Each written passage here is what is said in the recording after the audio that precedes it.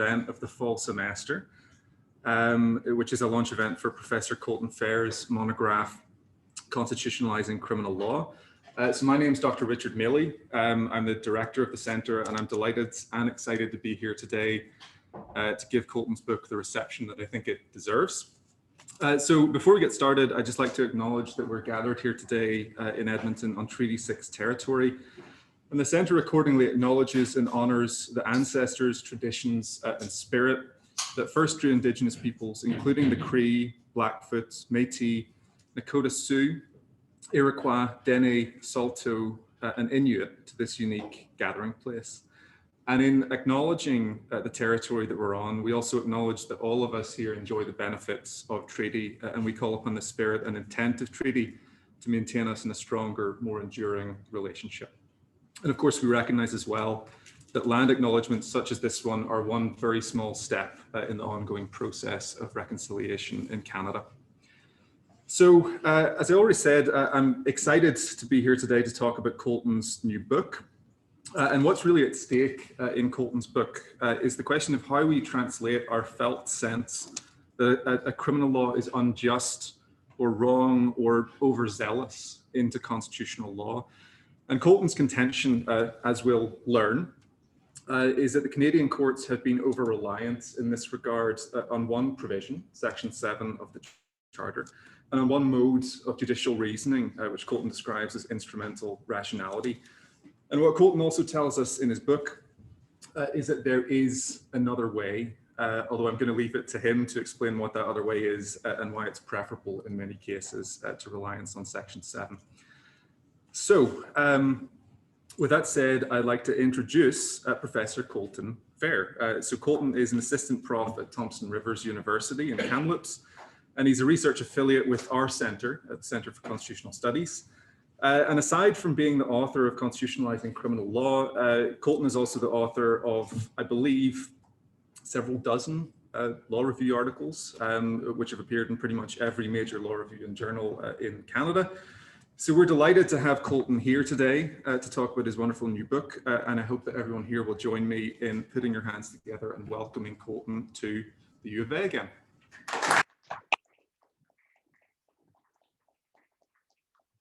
Now, I'm going to hand off to Colton in a second. Just before I do that, I should mention quickly that we will have time for Q&A session at the end. So if you have a question, please either post it in the Q&A section of Zoom if you're joining us online, or raise your hands if you're here in person, as is customary. So with that said, I'll hand over the floor to Colton.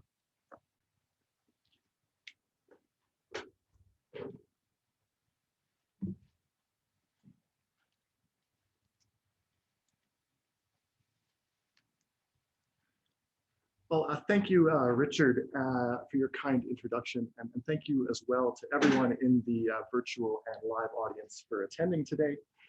I'd also like to thank UBC Press for their participation in this event and bringing Constitutionalizing Criminal Law to publication. And I'll just note before I get going that my talk today will be about 35 or so minutes, and following that talk, I'd be happy to take any questions. So renowned criminal law theorist George Fletcher observes that Canada is one of the leading jurisdictions in the world in applying constitutional provisions to the general part or theory of criminal law. And this follows because, unlike most other countries, Canada places few limits on courts when it comes to constitutionalizing novel substantive principles of fundamental justice under Section 7 of the Charter. And under that provision, the Supreme Court has devised two different approaches to judicial review. So first, it constitutionalized myriad principles of criminal law theory, such as prohibitions against convicting accused for physically or normatively involuntary conduct. But subsequently, the court pivoted and began constitutionalizing principles of means ends or instrumental rationality. And these principles prohibit laws resulting in illogical or unduly harsh effects. And during the Charter's 40-year existence, Numerous rights relevant to substantive criminal justice that are specifically enumerated in the Charter, such as the right to equality, freedom of expression, and so on, were often overlooked by the court. And curiously, the Supreme Court has not explained its strong preference for employing Section 7 of the Charter in the criminal law context, nor has it explained why it more recently began to favor employing principles of instrumental rationality over principles of criminal law theory under Section 7. So developing an understanding and critique of this history is the central purpose of my book.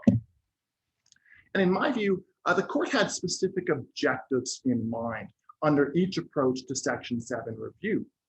And when constitutionalizing principles of criminal law theory, the court was attempting to fill the many theoretical gaps arising from what is a woefully underdeveloped criminal code of Canada, a statute that has not received significant substantive overhaul since it was first enacted in 1892. So directly constitutionalizing principles of criminal law theory afforded the court an opportunity to provide concrete structure for the criminal law, the sort of guidance that is really missing from the criminal code. And the court's decision to effectively constitutionalize its preferred principles of moral philosophy nevertheless gave rise to a very different issue, the legitimacy of Section 7 review. So while courts striking down laws is itself contentious, cue the counter-majoritarian critique, this practice is even more controversial when judges use their preferred non-enumerated philosophical principles to strike down a law. And it's this problem that I contend resulted in the court shifting to these instrumental rationality principles. And while also judicial creations under Section 7, these principles partially address the legitimacy issue because their structure, relying on means-ends rationality, left significantly more space for Parliament to reply to judicial rulings in a dialogical manner. And facilitating dialogue about the legitimate scope of rights, the theory goes, dampens problems with the fact that 9 unelected judges are striking down democratically enacted legislation. And from this review, it's evident that the court was attempting to balance 2 competing aims in its Section 7 jurisprudence, inserting coherency into the criminal law while maximizing the legitimacy of judicial review. But in so doing, I contend that the court's principles of criminal law theory often did more to muddy the theoretical foundations of the criminal law than add coherence. And in addition, while employing those instrumental rationality principles facilitated dialogue in some sense, it was not positive dialogue from a rights perspective. And this follows because these principles effectively allowed Parliament to slightly amend a law's objective or effects, and therefore declare a law to be consistent with charter rights. So put differently, the instrumental rationality principles leave legislatures so much room to respond that the original rights decision maintains negligible precedential value. And in light of the Supreme Court's Section 7 jurisprudence really failing to meaningfully forward its objectives, I maintain that the court should prioritize employing enumerated rights to address laws implicating substantive criminal justice. And this approach, I think, not only constitutes the most legitimate form of judicial review by applying rights the polity specifically agreed upon, it also allows courts to achieve a substantively just result in many cases. And in those rare cases where enumerated rights do not apply to a truly unjust criminal law, I maintain that courts should develop limited substantive principles of criminal law theory under Section 7 to strike down these laws. So my thesis then is that the Supreme Court is currently approaching the relationship between criminal and constitutional law backwards. As opposed to relying primarily on instrumental rationality, then criminal law theory principles, and relegating enumerated rights to the background, it ought to prioritize enumerated rights review, employ criminal law theory principles under Section 7 in more of a gap-filling manner, and then abandoned these instrumental rationality principles. So to begin, it's necessary to illustrate the difficulties the Supreme Court encountered when constitutionalizing principles of criminal law theory. And three examples, one at the offense, defense, and sentencing stages of the criminal process, will serve this purpose. And the first relates to the court's constitutional framework for mens rea. And the court concluded that it is a principle of fundamental justice that there must be proportionality between the mens rea required to prove a crime and the moral blameworthiness of the offender's act. And as Alan Brudner observed, the court's principle could be understood in two different ways. So first, one could say that those who are less blameworthy ought to be stigmatized less severely than those who are more blameworthy. And this is the ordinal conception of the proportionality principle. Second, one could conclude that the constitutionalization of fault involves a more abstract weighing of the stigma attached to an offense and the moral blameworthiness of the offender. And for Brudner, this latter cardinal conception of proportionality has limited normative value. And unfortunately, it's also the conception that the Supreme Court adopted and applied in a case called Creighton. And at issue was the stigma inherent to the offense of unlawful act manslaughter, which requires that the accused cause death as a result of committing a criminal act. And the court debated whether the stigma inherent to the offense of manslaughter required objective foreseeability of mere bodily harm, meaning harm that is not transient or trifling, or required objective foreseeability of death. Yet the question naturally arises, how is the court supposed to choose between these two standards without an objective way of measuring how much stigma attaches to the manslaughter offense? And despite having nothing more than their moral intuition to answer this question, Brudner, I think, persuasively argues that the court concluded that the charter only required that bodily harm be foreseeable to sustain a manslaughter conviction. And for Brudner, the ordinal conception of proportionality does not require this type of speculation. Again, it simply requires that those who are less blameworthy be stigmatized less severely than those who are more blameworthy. And according to Brudner, stigmatizing an offender who causes death where only bodily harm is foreseeable in the same way as a person who objectively foresees death collapses two distinct types of fault. So put differently, convicting a person who causes death by punching someone in the nose of the same offense as a person who causes death by hitting a person with a baseball bat ignores a very glaring moral difference between the two acts and thus inappropriately stigmatizes the former offender.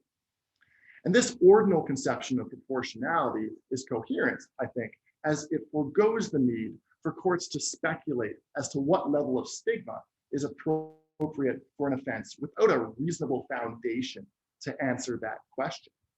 It simply requires courts to use discernible facts to rank the seriousness of various ways of committing an offense, which could be done by creating first and second degree manslaughter offenses, much like exists with the murder offenses.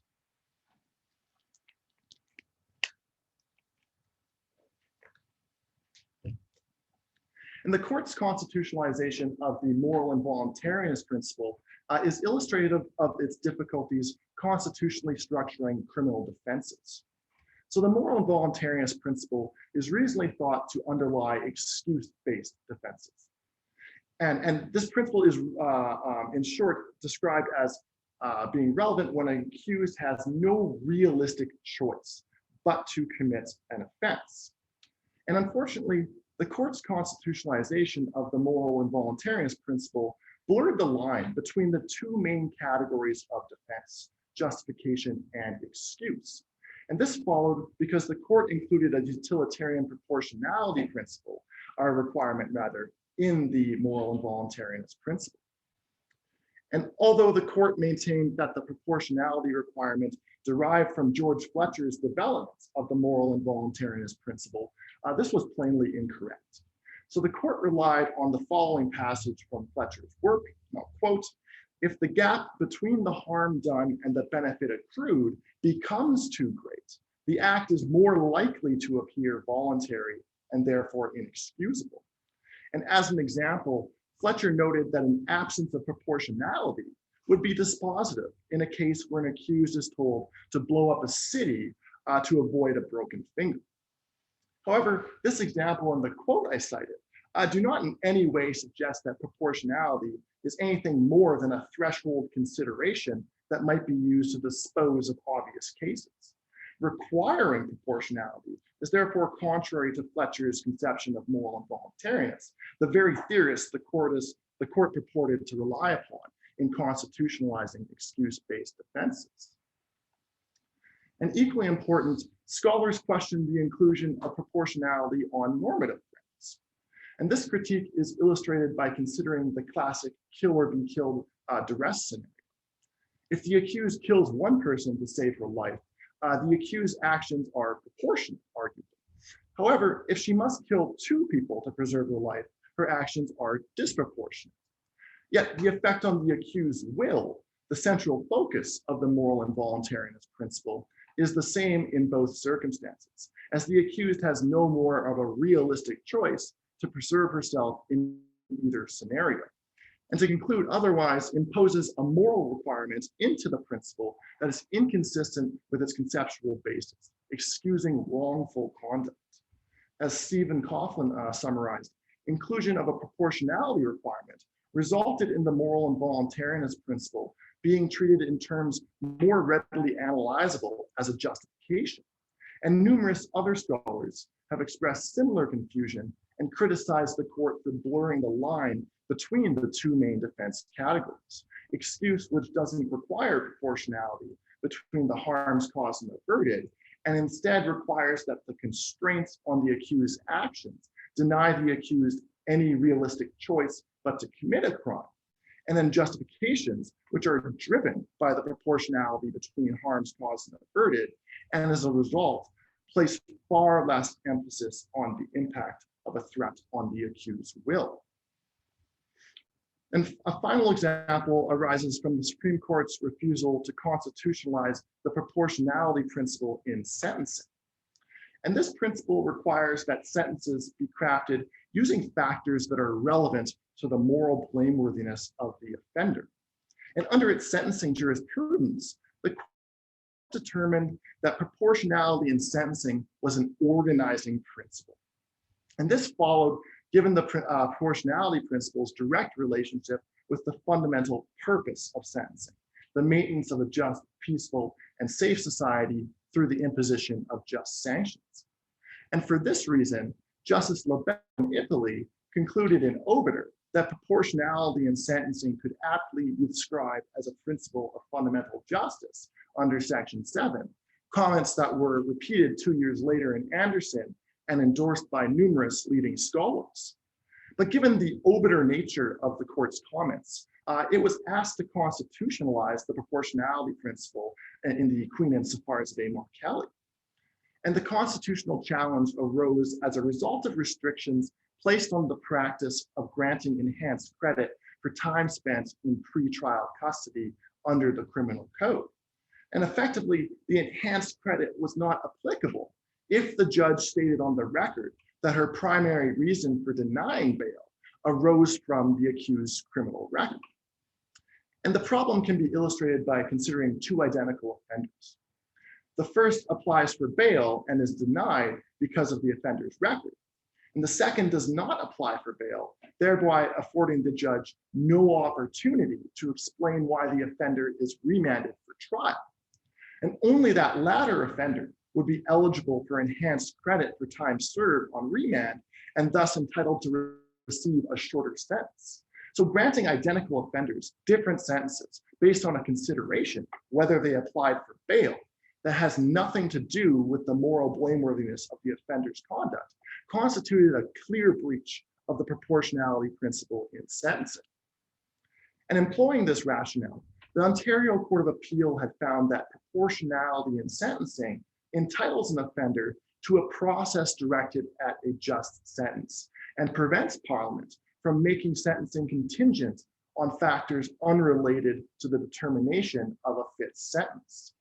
And the Supreme Court's main reason for overruling that decision was that sentencing is governed under the prohibition against cruel and unusual punishment found in Section 12 of the Charter, which applies a standard of gross disproportionality. And the court reasoned that any constitutionalization of mere proportionality would therefore be inappropriate. But I think this argument confuses the purpose of prohibiting cruel and unusual punishment with the purpose underlying the proportionality principle in sentencing. Section 12 of the Charter is directed at the quantum of sentence, while the proportionality principle in sentencing requires courts to ensure that the factors used to devise a sentence relate to the offender's moral blameworthiness. It's entirely impartial as to the resulting sentence, so long as the factors considered were relevant to determining a fair sentence. In my view, there's no reason why both of these rationales cannot play separate constitutional roles. And while these examples demonstrate the court's difficulties constitutionalizing criminal law theory, I think it shouldn't be all that surprising that the court has encountered such struggles. So courts are imperfect actors with limited resources and limited expertise. And the latter, I think, is especially true with generalist apex courts, such as the Supreme Court of Canada, which must possess expertise in all areas of law, not just the criminal law. And as I detail in the book, there's also evidence suggesting that the court was aware of the legitimacy issues inherent in constitutionalizing their favorite principles of moral philosophy. And during the first couple decades of the Charter, the court nevertheless implicitly prioritized the need to provide the criminal law with a clear theoretical foundation, a project that I contend it eventually realized fared quite poorly based on the types of mistakes it was making with criminal law theory. And in my view, the court's struggle to constitutionalize criminal law theory principles and those legitimacy issues inherent in using Section 7 over enumerated rights led the court to discontinue constitutionalizing principles of criminal law theory around the turn of the century and instead emphasize instrumental rationality review under Section 7 of the Charter. And by way of introduction, the instrumental rationality principles, arbitrariness, overbreadth, and gross disproportionality, consider whether a law's effects, when compared to its objectives, has any illogical or unduly harsh effects on a person's life, liberty, or security interests. And a law is arbitrary where the law's effects bear no connection to its objective, overbroad where the effect of the law fails to achieve its objective in some circumstance, and grossly disproportionate where the effect of the law is totally out of sync with the law's purpose. And unlike laws struck down based on principles of criminal law theory, which rarely garnered any sort of reply from Parliament, instrumental rationality cases frequently elicited a response. And as Peter Hogg explains, when courts and legislatures engage in such dialogue about the scope of rights, this softens the criticism that courts act undemocratically when striking down laws.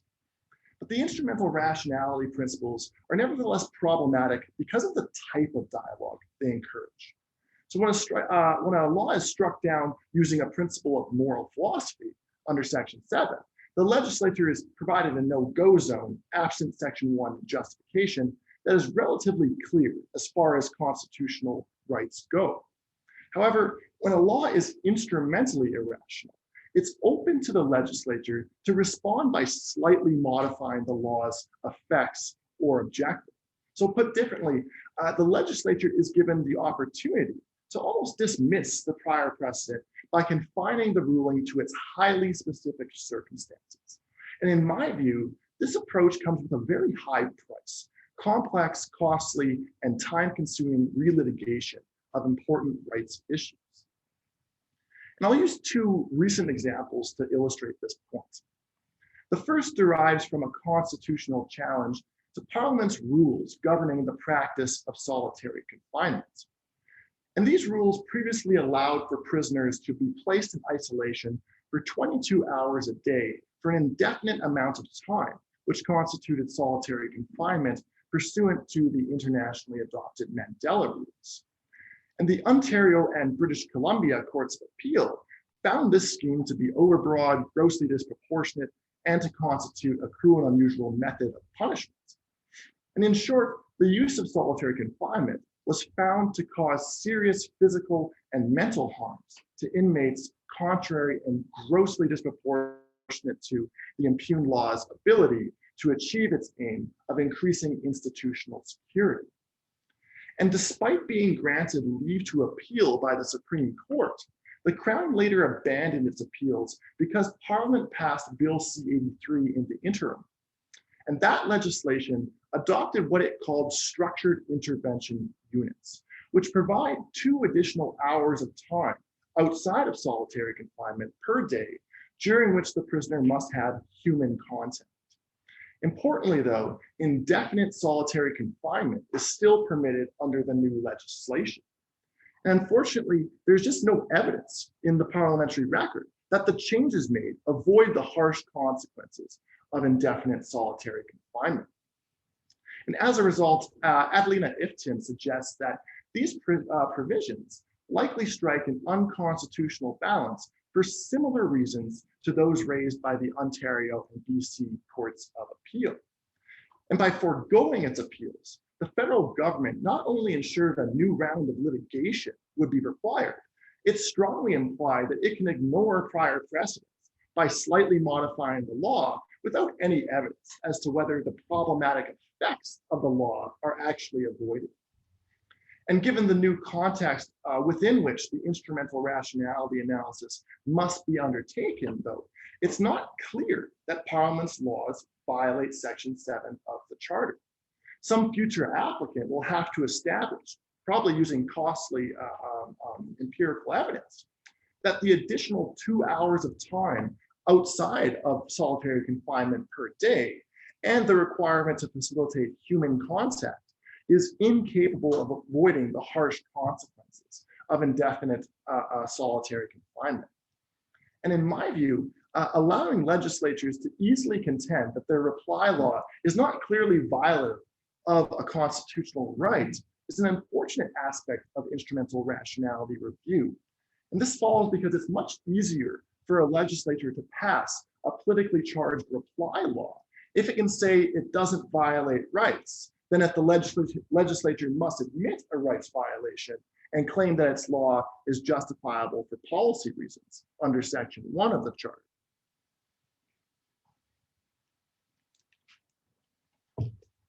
So a second example is Parliament's response to the Carter case. And the court affirmed that the objective of Parliament's former prohibition on assisted suicide was to protect vulnerable citizens from committing suicide in moments of weakness. And the legislation was overbroad, as it caught applicants who were clearly not vulnerable and instead reasonably desired to stop their suffering at a point of their choosing. And as the court concluded, the result of the decision was that euthanasia should be available to anyone who, and I'll quote, clearly consents to the termination of life and has a grievous and irremediable medical condition that causes enduring suffering that is intolerable to that individual.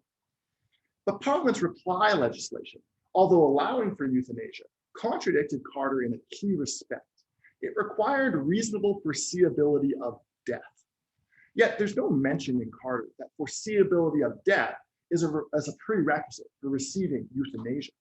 And as Peter Hogg observed, and I'll quote his comments in the Senate, Miss Carter herself would not have satisfied the new conditions in the bill. And Professor Hogg goes on to say that Parliament can't turn around and suddenly exclude from the right a group of people that have just been granted the right by the Supreme Court. In explaining its legislation, however, Parliament explicitly interpreted Carter very narrowly as applying only to the balance struck under the previous complete ban on euthanasia. So in other words, Parliament maintained correctly, in my view, and contrary to Professor Hogg's position, that the instrumental rationality principles allow for a new or a rebalancing within Parliament's new legal context. And although that rebalancing was eventually found to be unconstitutional by a subsequent trial court, it took a whole new round of litigation to prove that breach. So these two laws, I think, illustrate the central problem with the instrumental rationality principles. Legislatures can tweak a law's objective or effects and maintain that that law does not violate charter rights, given the narrow context of the prior Supreme Court precedent. And this in turn results in complex, costly, and time-consuming relitigation of important rights issues. So in the book, I provide an extensive review of why there is significant, though not complete, overlap between Section 7 principles and enumerated rights relevant to criminal justice. And by this, I mean that it's often the case that if a law violates Section 7, the same law will also violate at least one enumerated right. And without repeating that very lengthy discussion, this point is also evident from the fact that lower courts typically find that any law that it strikes down violates multiple rights raised by counsel. And these courts will make multiple rights findings to facilitate any potential appellate review. But the Supreme Court, though, almost always takes a minimalist approach and employs only one right in striking down a law to avoid saying more than is necessary to dispense with the case. And this approach, while quite reasonable, raises the question, which type of right should the Supreme Court be employing towards unconstitutional criminal laws? I think there are two main advantages to employing enumerated rights. So first, as I explained earlier, enumerated rights are inherently more legitimate, I think, as they apply a specific right agreed upon by the polity when the charter was drafted, not a judge's favorite moral principle under Section 7. And second, I think particular enumerated rights, especially the right to equality, can speak more constructively than Section 7 principles of fundamental justice. So communicating that a law undermines equality may impact legislative responses to court decisions by highlighting the particularly negative impact of criminal laws on specific minority groups. And as Rosemary Cairnsway observes, those classical liberal freedom from rights will often gloss over broader societal considerations. And this occurs often in the criminal law context, as the Supreme Court has in fact never used the right to equality, to my knowledge, to strike down one of Parliament's criminal laws. And this is despite various scholars observing that equality clearly applied in cases ranging from the early abortion challenges in the Morgentaler decision to the more recent euthanasia laws struck down in Carter. And while I agree with Cairnsway generally, I am by no means suggesting that classical liberal rights ought to be discarded, far from it. In many cases, an equality challenge will be difficult, as these challenges often require vast social science evidence to prove a law's discriminatory effect.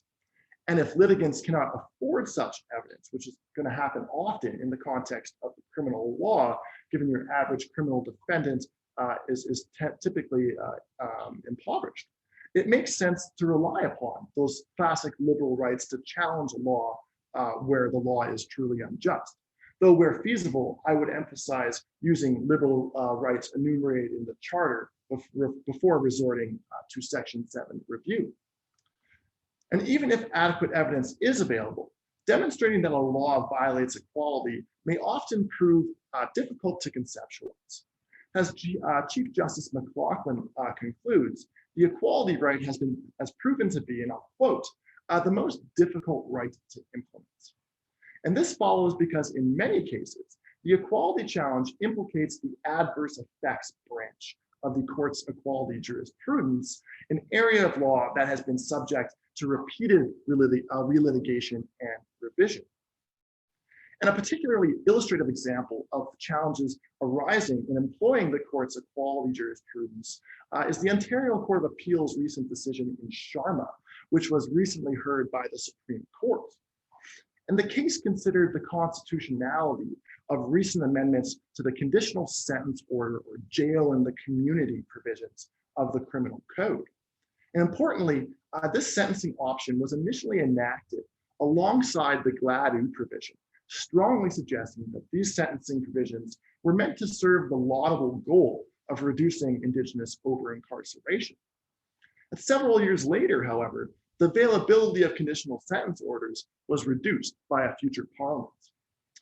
And the Ontario Court of Appeal narrowly concluded that the mere fact of narrowing a law that intentionally conferred a benefit to a specific group was enough to violate Section 15 of the Charter.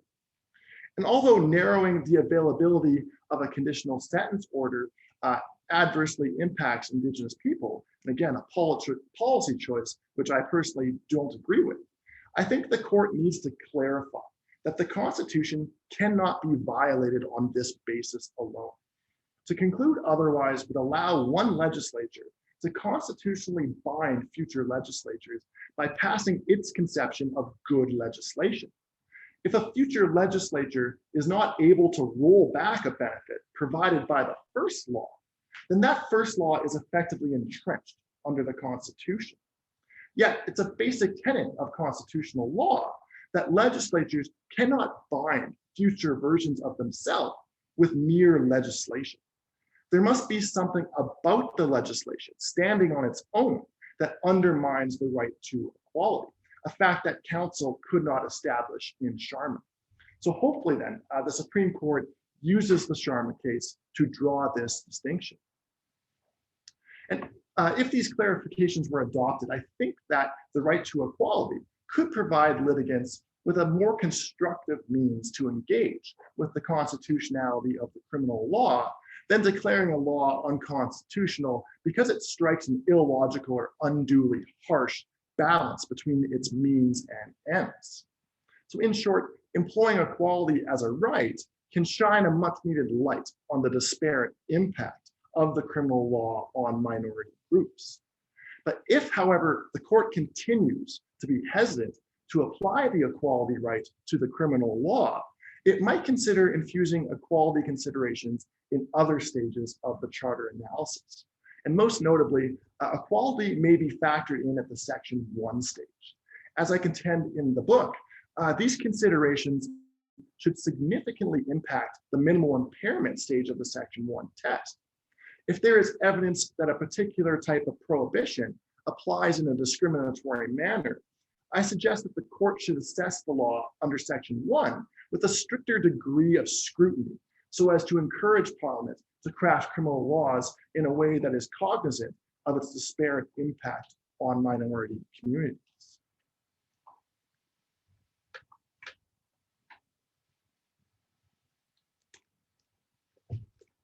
And before concluding, it's notable that limited other countries also allow their courts to constitutionalize substantive principles of criminal law using analogous provisions to Section 7 of the Charter. And the constitutions of South Africa, India, and the substantive due process provisions in the 5th and 14th Amendments of the United States Constitution are illustrative of the type of principles that are provisions that I'm talking about. And this gives rise to a final question, given that Canada's experience with constitutionalizing the substantive criminal law is probably the most robust in the world. What lessons can these and other countries then learn from the Canadian experience? And while I'm quite skeptical about prioritizing use of a Section 7-like provision, I also don't want to throw the baby out with the bathwater. And in my view, the Canadian experience demonstrates that at least two considerations are relevant to determining how much leeway an apex court should have when developing the relationship between substantive criminal law and constitutional law. So first, the coherency benefits that can occur in a country where criminal law legislation is really underdeveloped, such as in Canada, should be acknowledged, as courts can, in theory, use a Section 7-like provision to provide a concrete structure for the criminal law.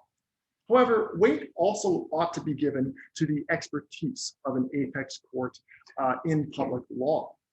And while that latter factor, I think, weighs in favor of restricting the Supreme Court of Canada's ability to constitutionalize principles of fundamental justice, countries with specialized constitutional courts, such as South Africa and Germany, they might be better suited to coherently constitutionalize the criminal law.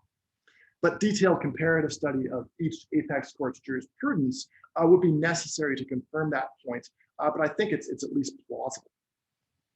And second, I think that the structure of a Bill of Rights may weigh in favor of giving courts more leeway in constitutionalizing principles of criminal law theory.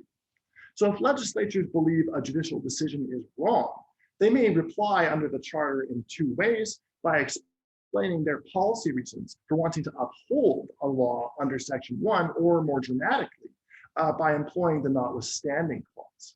And while Parliament might claim that the latter route is politically unfeasible, I've never bought that argument for two reasons. First, Parliament has just never tried to use it in the context of criminal law.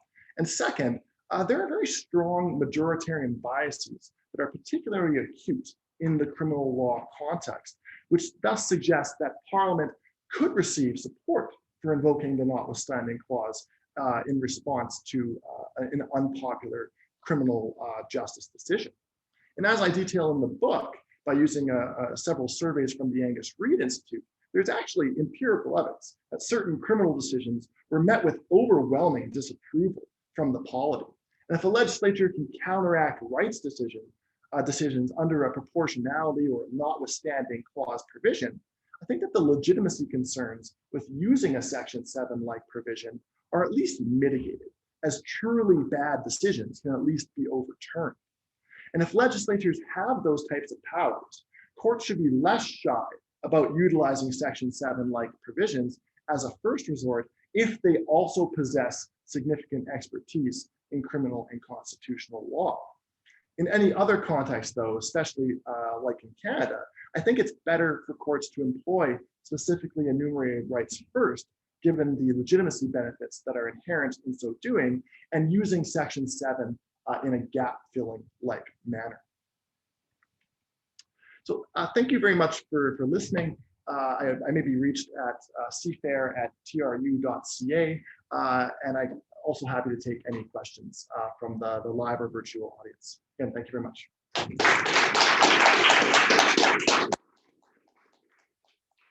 Thanks very much, Colton. That was great. Such a great encapsulation of your book and so many interesting points raised. So it looks like we've got 15 minutes left. I'm a bad timekeeper, but I'm going to try to stick to that. So can we start maybe with a question from the in-person audience? Eric? Oh, thanks, Colton. I've got two questions, maybe they're related. First is, it's a puzzling distinction to me to say Section 7 is not itself an enumerated right. That is, to set up this distinction, enumerated rights, and then Section 7. Yeah. So I think it's my second part. So isn't Section 7 also enumerated? I don't know how, on what textual basis or theoretical basis we would pile off a section.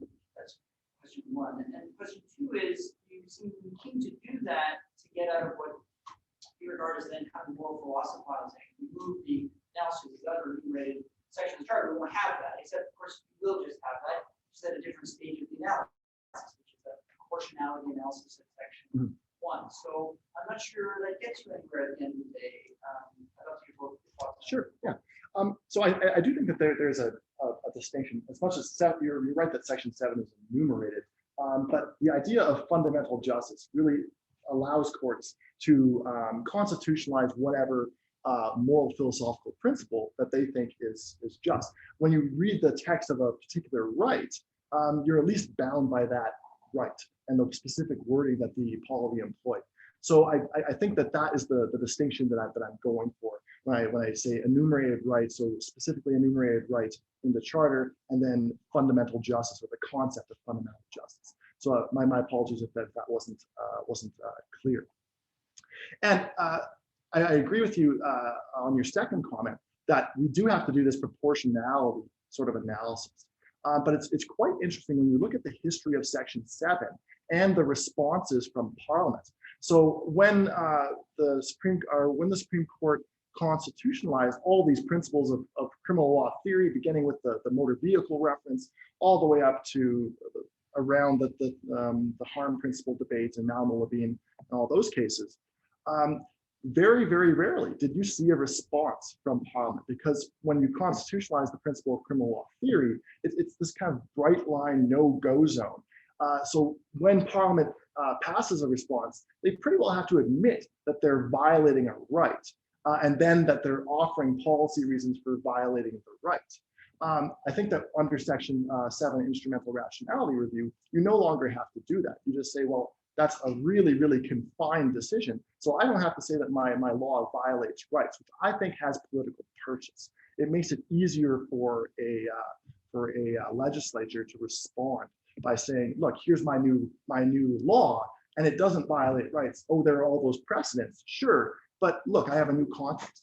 It may be just slightly tinkered, but it is a new context. And when you read the Hansard on the euthanasia cases, or response especially, Parliament was explicitly making that type of argument. And I think that is exactly also what drove the solitary confinement response. Yeah. But thank you for your questions, Professor Adams. So we're still waiting for questions to filter in on Zoom. Folks on Zoom, if you have questions, please post them in the Q&A section.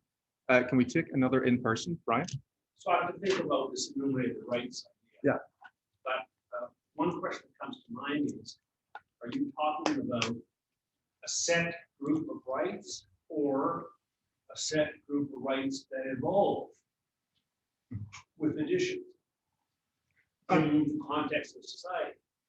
The type of distinction that I'm drawing is any of the rights that are enumerated in the charter, and the ones that are usually relevant are equality, freedom of expression, the presumption of innocence sometimes comes up, and the prohibition against cruel and unusual punishment. Those are the ones that typically came up when I reviewed all the case law. And then under Section 7, I'm trying to draw a distinction saying that these rights are just pure judicial constructs.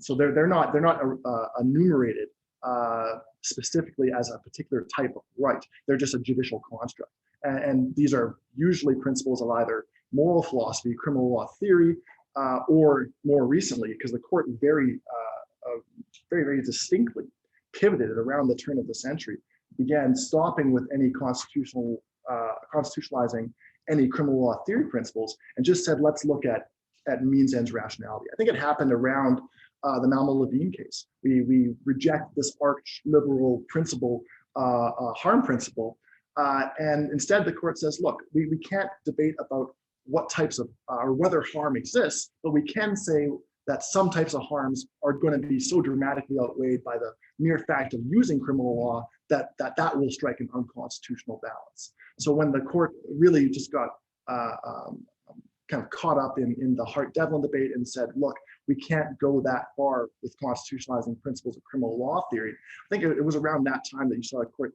very specifically pivot towards instrumental rationality principles, relying on gross disproportionality, and then fast forward a decade and Bedford comes around and that's all we use now. So I don't know if that answers your question, but yeah, thank you, Brian. Okay, I'm going to give you a question from Zoom. Okay, yeah. So the instrumental principles were developed in criminal law, but also in other areas. Even if the SEC agreed with you that they're not ideal for crim cases, for all of the reasons you suggest, litigants would still plead to these principles as grounds to support their challenge, and the court would have to respond in those terms. Logistically, do you see a way around this? Yeah, so what I think the court could do, it's a very good question. Thank you to whomever asked it. But what I think the court can do is exactly what it's been doing for the last 40 years, choosing among rights. So you could choose to use the enumerated right, because again, typically counsel will have pleaded a whole set of different rights, some enumerated, some Section 7. So the court could say, explicitly in a judgment, and I think the Sharma case really provides this opportunity to say, look, we're going to use enumerated rights where possible, and then use Section 7 in a gap-filling kind of manner. And there are some cases, and I'm happy to talk about them, but there are some cases where there's just a grossly unjust criminal law, in my view, and there's just no way to challenge it under the enumerated rights section of the charter. And to me, that's why Section 7 ought, or how Section 7 ought to be used. Because when the Supreme Court has tried again to use criminal law theory, I really think, and I've detailed it in much more, or I provide much more detail in the book, but there are serious problems with the court's engagement with any number of of criminal law theory principles. And that's not just me saying I disagree with the principles you chose. I'm saying, here's the principle that you chose. I'm going to take you up on that principle and explain why you got it wrong. This is just not a good exercise. You're muddying the conception of the criminal law further than it already is. And to me, that's a problem. So we could just explicitly choose to use enumerated rights first, and then use Section 7 as a gap fill. Another question in person? So would you want to see like them just come out and say that this is how we're doing it, and then as a result of that, would you want in every future case them to go through each enumerated right to say why they're not going with that right? Yeah, that's a very good question. Yeah. So the court has long maintained that there's not a hierarchy of rights.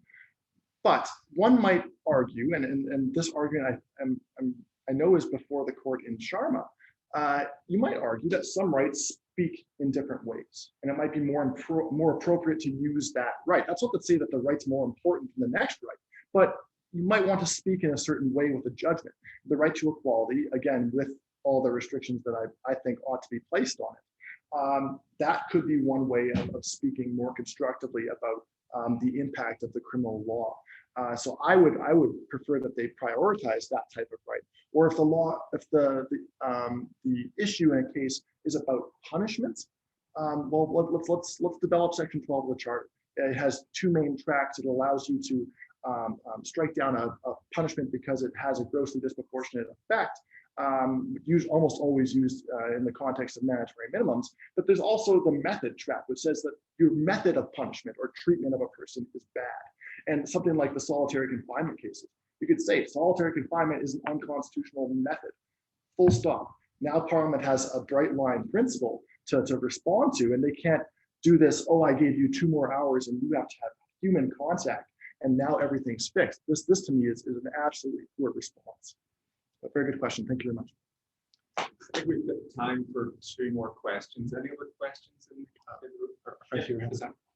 Building on Professor Adams' question, given the distinction between Section 7 of fundamental justice and enumerated rights, how would you respond to the argument that while it might be true initially that Section 7 arguments left it open to the judiciary to do what is a bit moral philosophizing, at this point, given the precedent of cases that have been built on Section 7, that definition has been significantly narrowed in scope, such that fundamental principles of fundamental justice are not as open-ended as they might have been in the early years of the Charter. So that would be, at this point, given the constraints that have been placed on it by presidential judgments, it can be more akin to a defined enumerated right. In some ways, even more defined than, say, Section equality rights. Yeah. So I think there are a few problems with continued reliance on Section 7. The first being the Supreme Court didn't constitutionalize a full theory of criminal law. They very clearly got cold feet, and I think it was because of the legitimacy issues that are inherent, I think, in using Section 7 over other enumerated rights. So we have really a patchwork theory as is, and many of the principles constitutionalized are quite muddy. So to continue down that track, I think is dangerous. And it was for this reason that the court pivoted to the instrumental rationality principles. But those principles, if we care at all about rights decisions having any meaning moving forward, I think that we can look at any number of laws that have been struck down where Parliament's response is just to tinker. And that can't be what judicial review is. It seems to me that all that's going to do is encourage more rights litigation on issues that ought to have been decided or could easily have been decided. And usually when you use an enumerated right, you're speaking more clearly. Now, the equality jurisprudence is an interesting one, and you're right to raise it, because it's been modified how many times now? 4 with Fraser, and there's still tons of questions arising from Fraser, and not the least of which is the one that has to be dealt with. At least I hope it has to be dealt with in Sharma. Well, how do you reconcile that adverse effects litigation? And I think that this is why. And again, Chief Justice McLaughlin put it so well in an article. equality is the most difficult right, is what she said, because it's so hard to conceptualize. So maybe we should be aware of that when we're using section 15, but at the same time, it does speak much more loudly, much more clearly, I think, about the impact of criminal law. And there are clear cases where there's an equality violation, Morgan-Toller, abortion restrictions. I also think quite clearly with Carter and the euthanasia laws. So when it's there and it's clear, I think you should use it. But you should also be mindful that equality can be a tricky or the most difficult right, as Chief Justice McLaughlin puts it, the most difficult right to implement. So very good question. Thank you very much. It'll take us over time, but I think we can justify one more question. Sure. I have all question. Steve? Sure. This may sort of indicate to some extent the previous questions, but I guess I'm really stuck with the let's focus on equality or other what we call enumerated rights, because there's just so much indeterminacy associated with those rights beyond formal equality. No one agrees. So there's massive disagreement on the Supreme Court and society more generally about what equality is.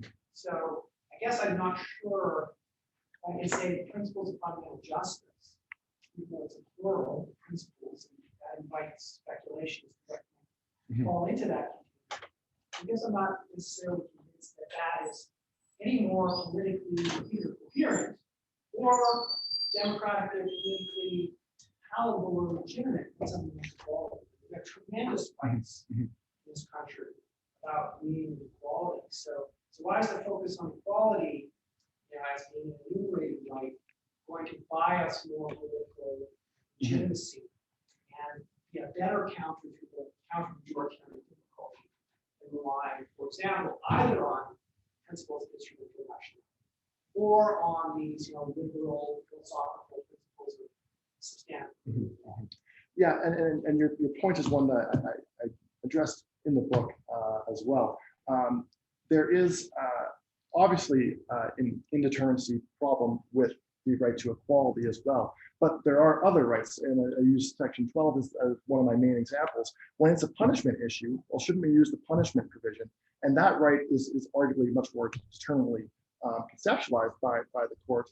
And also, I think that when you are reading the plain words that were enacted by the legislature or by the drafters of the charter, that seems to me to have just a much greater air of legitimacy to it than I'm going to constitutionalize this moral philosophical principle that I think is fundamental to justice.